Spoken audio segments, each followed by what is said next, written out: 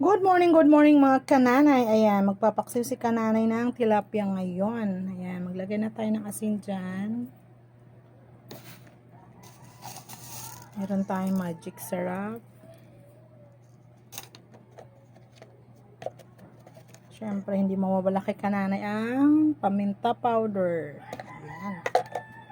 Siyempre, ilalagay na natin ang ating dato puti suka. Ayan.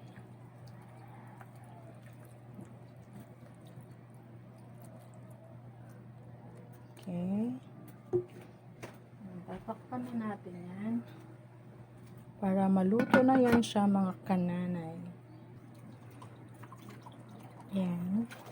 Dahil kumukulo na po yan siya mga kananay, magpapatak tayo dyan ng ating mantika. Para hindi magdikit-dikit yung ating isda sa... Ayan. Okay, tatakpan ko muna ulit. In lang natin siya.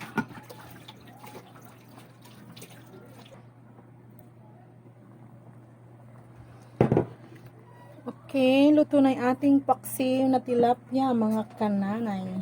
Ayan siya. Wow. Sabaw pa lang. Ulam na mga kananay.